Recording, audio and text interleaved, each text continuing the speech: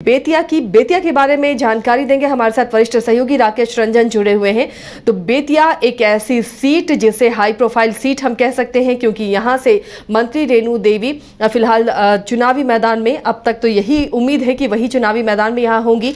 तो क्या मिजाज रहा है, क्या रेणु देवी वहां से कितनी बार चुनाव लड़ी हैं और जीती हैं, क्या वहां बीजेपी को जनता वोट करती रही है, कौन से कास्ट फैक्टर वहां काम करते हैं, समझते हैं रंजन जी से। रंजन जी, सबसे पहले तो बेतिया की सीट का मिजाज जानेंगे। क्या मिजाज है वहां पर, क्या रिकॉर्ड रहा है, क्या सोचकर वहां के मतदाता मताधिकार का इस्तेमाल करते रहे हैं? देखिए, जब हम बेतिया सीट की बात करते हैं तो ये सीट, जैसा आपने कहा, कि एक महत्वपूर्ण सीट है। और इसलिए महत्वपूर्ण है क्योंकि यहाँ से बीजेपी की मंत्री, जो कि नीतीश सरकार में मंत्री हैं, मंजू देवी चुनाव लड़ती हैं। मंजू देवी जो हैं वो उप मुख्यमंत्री भी रह चुकी हैं। 2020 जो पिछला विधानसभा का चुनाव हुआ था, उस वक्त जब वो चुनाव जीती थी और नीतीश सरकार बनी थी, तो उस सरकार में वो आपको उप मुख्यमंत्री थी। तो इस लिहाज से इस सीट पर सबकी निगाहें होती हैं। अब अगर इस सीट के नेचर को हम देखें कि इसका स्वभाव क्या है, इसे जब आप स्कैन करते हैं तो आप देखते हैं कि शुरुआती सालों में अगर आप देखें तो यहाँ पर कांग्रेस का आधिपत्य जैसा दिखता था।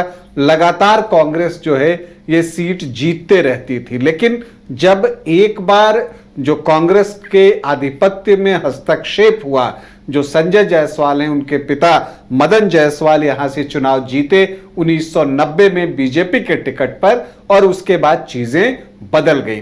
क्योंकि अगर आप देखते हैं कि यहां पर 2000 में रेणु देवी की एंट्री होती है चुनाव में, और उसके बाद से वो लगातार जीतते रहती हैं। एक 2015 को हम छोड़ दें तो, जहां तक रेणु देवी की बात कीजिए, एक संघर्षपूर्ण जीवन रहा है उनका। जो एक अति पिछड़ी जाति है नोनिया, उससे रेणु देवी आती हैं, और उनकी शादी जो है वो हुई थी कोलकाता में, लेकिन फिर उनके पति का देहांत हुआ। उसके बाद वो अपने मायके बेतिया आ गई और फिर बेतिया को ही अपनी कर्म भूमि बना लिया। और चूंकि उनकी माँ जो हैं वो आरएसएस से जुड़ी हुई थी, तो फिर इनका भी झुकाव उधर हुआ और भाजपा के संगठन में जाती हैं, दुर्गा वाहिनी में जाती हैं, राम मंदिर आंदोलन में हिस्सा लेती हैं। इन सारी चीजों से होते हुए ये यहाँ पर पहुंचती हैं। 1995 में बीजेपी ने इनको नौतन विधानसभा से टिकट दिया था, लेकिन ये चुनाव हार गई। उसके बाद फिर 2000 में उनको बेतिया से टिकट दिया गया और फिर यहाँ इन्होंने एक नई कहानी लिखी। तो रेणु देवी के खिलाफ कौन सा कैंडिडेट होगा, ये एक बड़ा सवाल है। ये भी एक बड़ा सवाल है कि क्या बीजेपी एक बार फिर से रेणु देवी को ही टिकट देती है या वो प्रत्याशी बदलना चाहती है, ये भी देखना दिलचस्प होगा। लेकिन अगर आप बेतिया को देखिए तो बेतिया एक ऐसी सीट रही है जहां पर अगर आप देखें तो जो वैश्य वोटर होते हैं वो निर्णायक होते हैं। यहाँ पर वैश्य वोटर्स की संख्या जो है बहुत अच्छी है, और उसका फायदा, चूंकि वैश्य ट्रेडिशनली बीजेपी को वोट करते हैं, तो उसका परिणाम में भी वो परिलक्षित होते हुए दिखता है। जैसा मैंने कहा कि शुरुआती सालों में यहाँ पर कांग्रेस का दबदबा था, लेकिन उस वक्त भी जब आप 1972 तक आएंगी तो देखिएगा कि भारतीय जनसंघ के साथ ही कांग्रेस का मुकाबला जो है वो होता था। उसके बाद फिर जो है जनता पार्टी आई, लेकिन फिर जब एक बार बीजेपी की एंट्री होती है तो बीजेपी वर्सेस रेस्ट होने लगा। अभी भी यहां मुकाबला बीजेपी वर्सेस कांग्रेस ही होता है। तो अब तक 11 बार जो है इस सीट पर कांग्रेस जीतने में कामयाब रही है। जो 19 विधायक यहां से चुने गए हैं उसको आप देखें तो जो 11 विधायक हैं वो कांग्रेस के रहे हैं। बीजेपी ने ये सीट 6 बार जीती है और जनता दल को 1 बार, और निर्दलीय प्रत्याशी भी यहां पर 1967 में एचपी शाही जीते थे, तो 1 बार वो चुनाव जीतने में कामयाब रहे हैं। तो ये है आंकड़ा जो कि बेतिया विधानसभा से जुड़ी हुई है।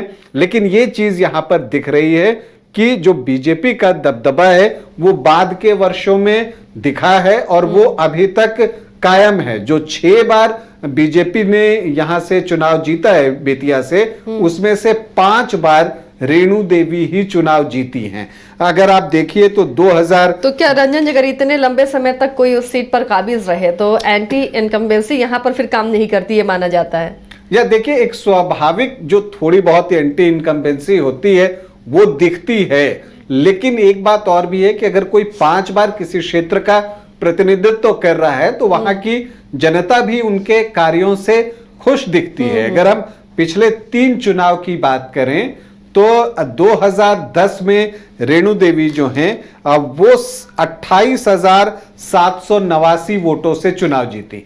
और दिलचस्प ये है कि जब आप पिछले 3 चुनाव को देखती हैं तो तीनों ही बार जो है कांग्रेस के प्रत्याशी मदन मोहन तिवारी ही रहे हैं। मदन मोहन तिवारी 2024 में लोकसभा का चुनाव भी संजय जायसवाल के खिलाफ लड़ रहे थे और उस वक्त भी बेतिया में जो है वो 20,669 वोटों से पिछड़ गए थे। यहां संजय जायसवाल को लीड मिली थी। तो अगर आप देखें तो 2010 में 28,789 वोटों से जो है रेणु देवी चुनाव जीतने में सफल रही थी और तब मदन मोहन तिवारी तीसरे नंबर पर चले गए थे। दूसरे नंबर पर अनिल कुमार झा थे जिन्होंने 13,221 वोट लाए थे। तो वहां वोटों का बंटवारा हुआ था।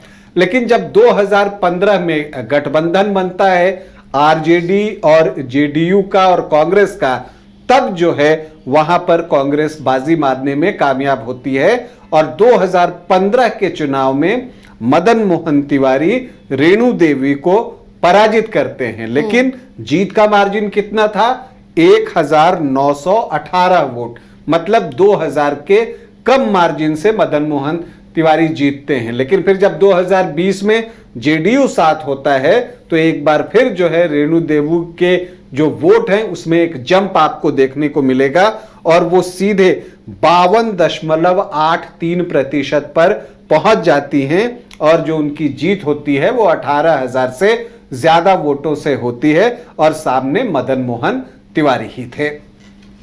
तो देखिए, इस सीट का इतिहास क्या रहा है और वैश्य जाति की बाहुलता है यहाँ, और चूंकि ये माना जाता है कि वैश्य समाज जो है वो बीजेपी का वोटर है, तो रेणु देवी यहाँ पर लगातार जीतती रही है। इस बार क्या फेरबदल होता है या फिर जनता जो उसका अभी इतिहास रहा है, रिकॉर्ड रहा है, उसे ही फॉलो करती रही?